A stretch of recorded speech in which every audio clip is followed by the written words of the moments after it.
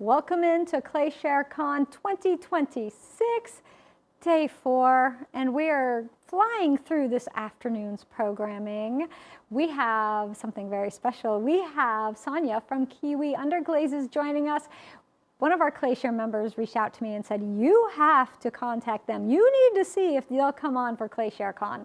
And so I did, and I know they're very busy. Sonia and I chatted. They're getting ready to come to the US for NCECA next month, which is a huge clay conference that happens every year. It moves around in the United States, and it's in different cities, but it's quite an endeavor to come, and especially to come all the way from New Zealand. So she didn't know if they could do it because they're so busy, but I guess maybe some of you convinced her, or maybe I did when we chatted. I hope it was me, but she's here and she's going to share their fabulous underglazes. Also, they're doing a 50 color giveaway. So they're giving away 50 of their underglazes in one of our grand prizes tonight. So go to clayshare.com and sign up for the emails so that you're entered. All right, let's head on down to New Zealand and see how Sonia's doing today. Hey, Sonia, I'm so glad you could be here with us for ClayShareCon. Hey, Jess, kia ora koutou. Thank you, everyone, for having us here. Thanks to Jess for the invite. ClayShareCon is such a fabulous way of connecting the global pottery community, and so we're really grateful to have a moment to share a little bit about our underglazes, and we've got a very special surprise today. We're going to be launching our very brand new colour, and you guys are going to be the first to see it. It's hiding underneath this napkin at the moment, and all shall be revealed in good time. So yeah, I'm Sonia. I'm one of the owners of Kiwi Underglaze. I am the Chief Executive of Growth and Sales, also known as the Chief Hype Officer or the head of the Pottery Cheer Squad. And so I'm very happy to be here today. If I may, I'd like to start with just a small history about Kiwi Underglaze, because I know for a lot of the audience, we're quite new. Kiwi Underglaze, as far as we can tell, has been around for at least 15 years, but we inherited the Underglaze with a clay manufacturing business that we bought in 2017. It was primarily a clay manufacturing business called Maxmud, but from very early on, we saw the potential of this beautiful range of underglazes. And over the years, we have worked really hard to perfect the formula, make sure that it's really consistent across all of the colours, and we also increased the range from 22 colours to the full 50 colours that we have today. And we really wanted whatever colour you want for your piece, you can find it in this one range where you can expect a level of quality and consistency across all 50 colours. So Kiwi Underglaze was always sold underneath the clay brand of Maxmud, and it really started to gain traction around 22, 23, and that was when we decided to pull it out and rightly so give it its own platform. So the kiwiunderglaze.com website was launched and the Instagram page was launched late 22, if I remember correctly. We had our hearts set on maybe expanding into Australia, and it was sort of during the course of 2023 that we started to receive quite a lot of organic interest. And much against my need for perfect structure and plan and entry into Australia, we just jumped off the cliff and built the parachute on the way down. We opened our web store to the Australian market, and we figured it out along the way. It was incredibly well received by Australia. Obviously much bigger population than New Zealand.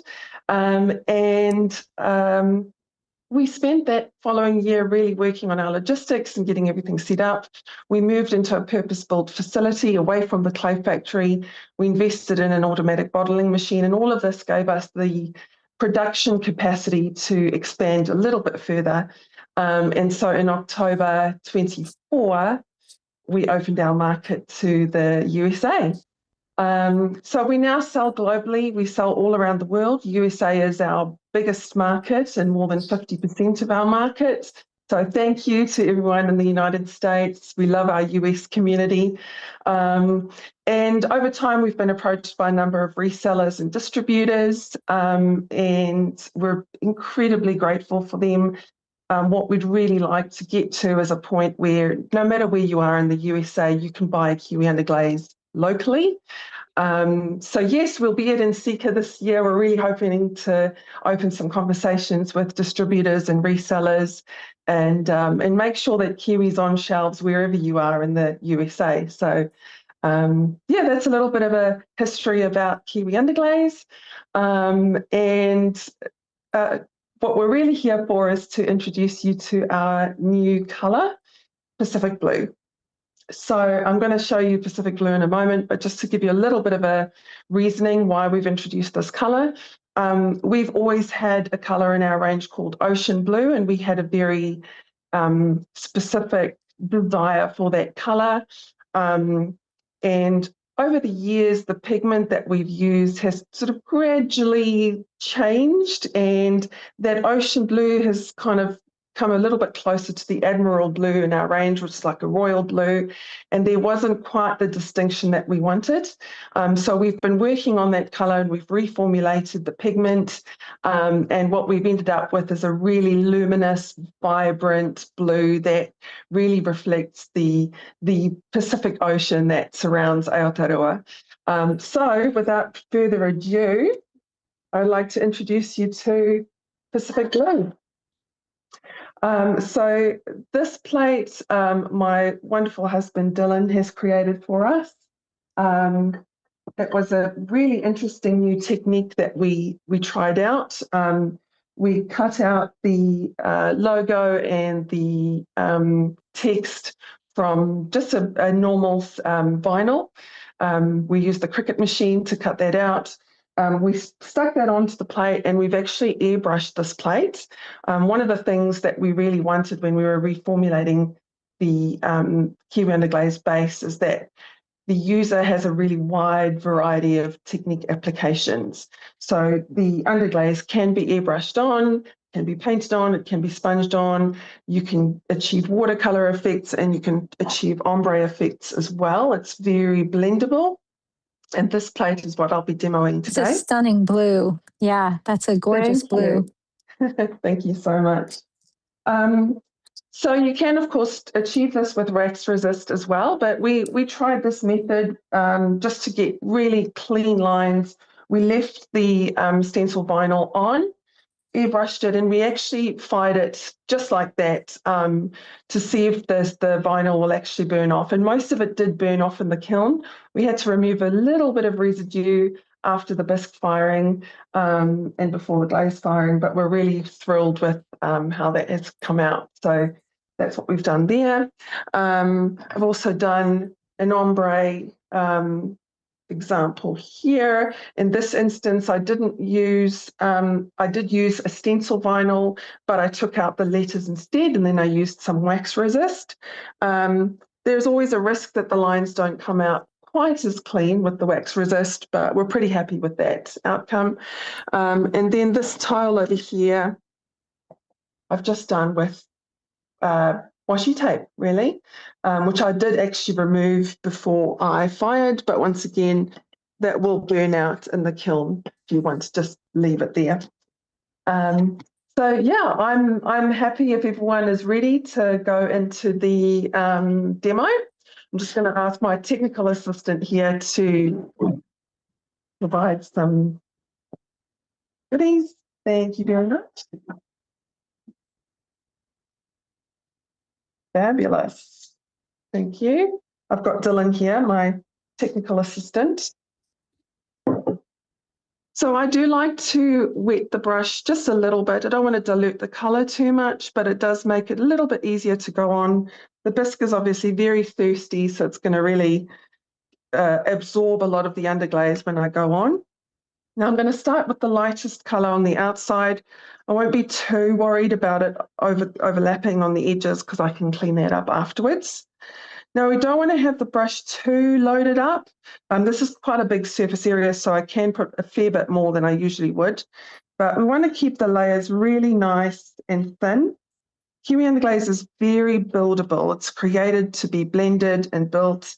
So you can start with some really thin layers and just slowly build it up so that it doesn't go on too thick, which can cause lifting, obviously, if it's gone on a little bit too thick. So we're just going to go in with 2 or 3 really thin coats. And remembering And what too that shade this is that? What color is that one yes, there? thank you. So this is our powder blue, which is like a real lovely baby blue. That's this little one. Oh no, you're not on that camera. It's a lovely baby blue kind of color. It looks a little bit dull, obviously, before it's fired, but the color will develop. See, once that's fired, and of course the clear glaze really brings that color out beautifully. So you'll see I'm going on in really, really thin layers here. And it will bolden, it will intensify once we fire it. So I'm just going to start to do a little bit here for the blending bit. This won't go on too thick. And then I'm going to move on to my next color, which is one of my favorite colors, turquoise blue, which is this color here. I might just get Dylan to refill that one in case I need a little bit more. So I'm just going to wet the brush a teeny bit again, take off most of that water, and then I'll go in with my turquoise blue.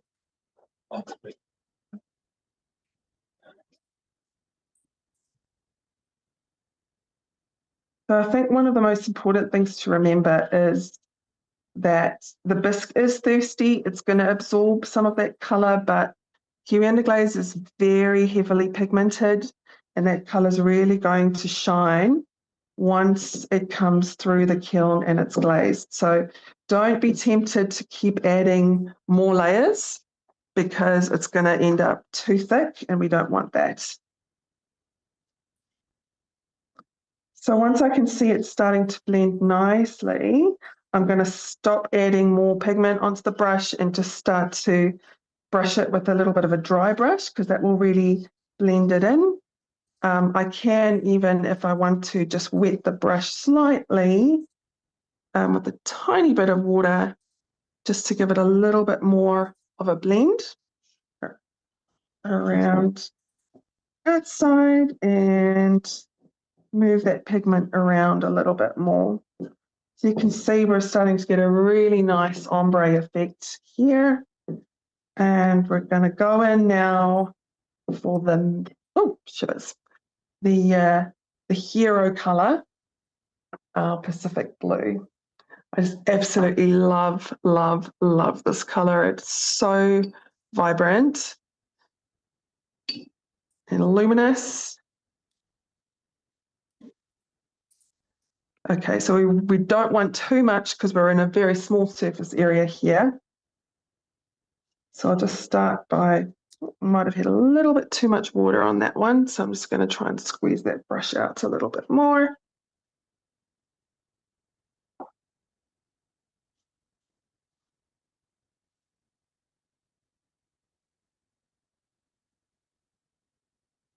Shameless plug for our Kiwi Underglaze aprons.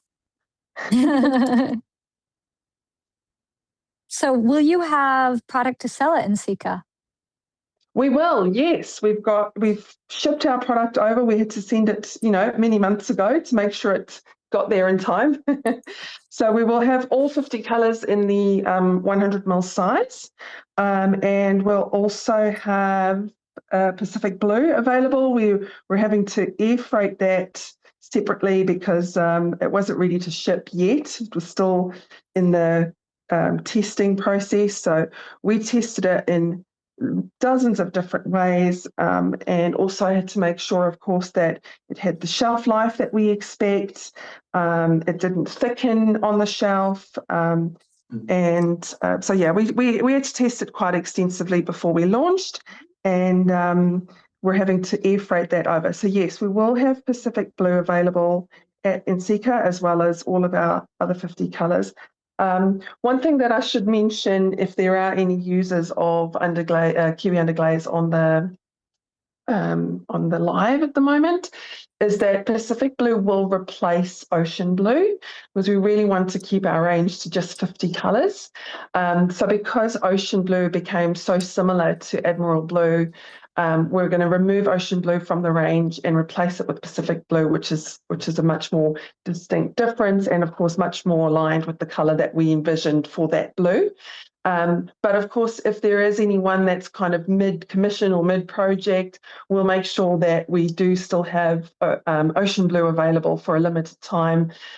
So if there is anyone that does need Ocean Blue, don't panic. We've still got it for a while as we just start to phase it out to make space for Pacific Blue. And of all of our distributors, we've just announced that with them this week as well. So our resellers and distributors in the US will have it available shortly soon.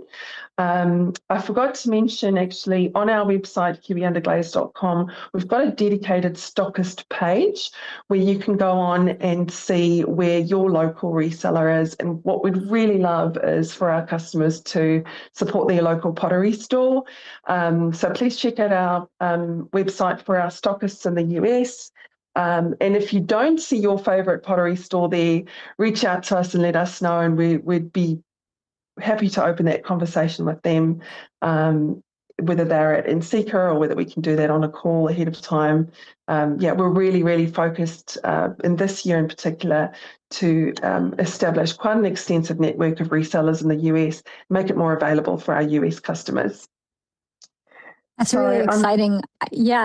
So you have distributors already in the US and you have some in Canada. They're all listed there. If you're in the UK, if you're in Australia, wherever you are, you can look and find out where the nearest distributor is. And I'm really excited. I think a lot of folks are going to be thrilled to meet you at Nsika and, get their hands on the underglazes there. We do have some questions. Folks want to know what they have some questions on. Do they stick to shelves if they put them on the bottom with no glaze, like if they're on the bottom of a pot? Do they have any issues with sticking to shelves? Great question.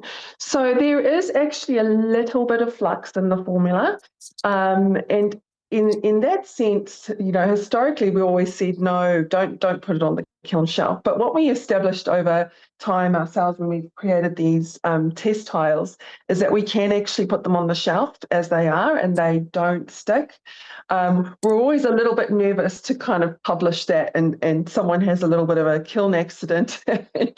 But we do. We always put it directly on the kiln shelf. So unofficially, yes, you can. And it doesn't leave any residue on the kiln shelf.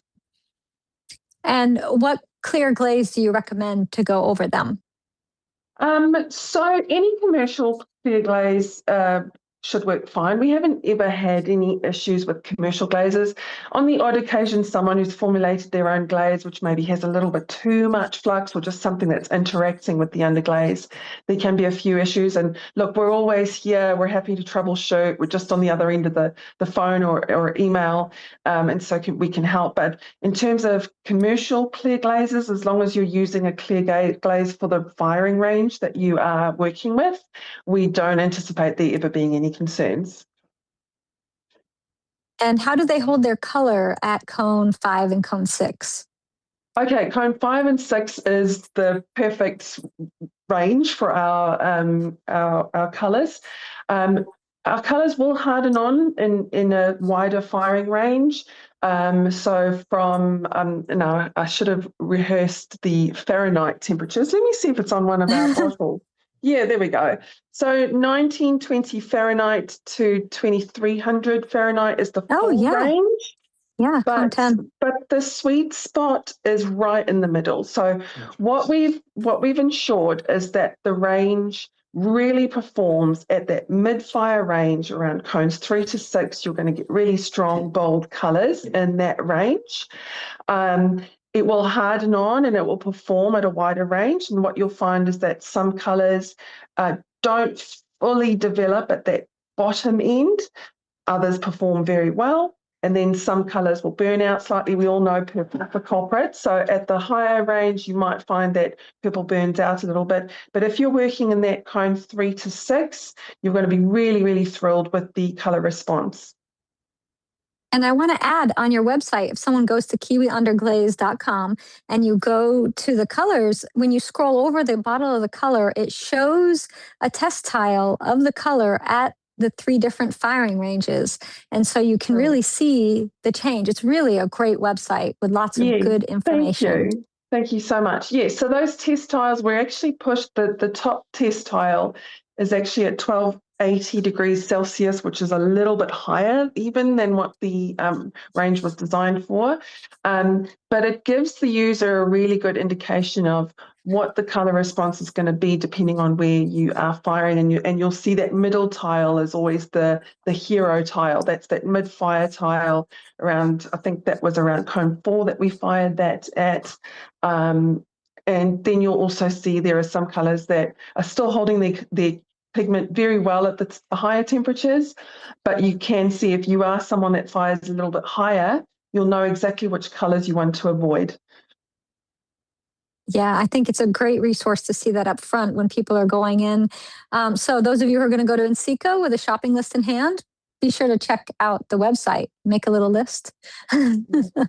Yeah, and we'll have, are we going to have all 3 test tiles? No, we're just going to have the main, just the main, yeah. So we will have the mid-fire test tiles with us at Enseco, so you can actually see it in real life. But of course, yeah, we'll have this lovely board here as well.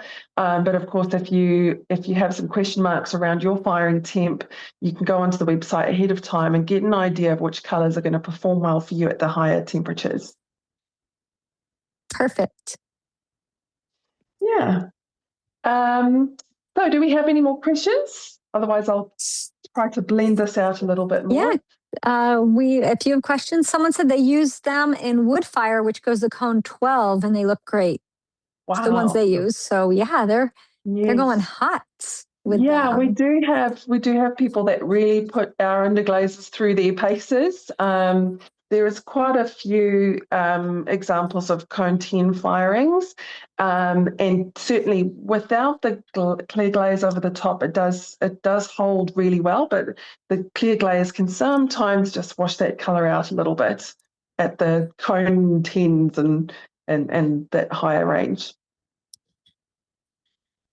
And again, I just want to let folks know, if you go to the website, kiwiunderglaze.com, there is the shop list. You can go stock list.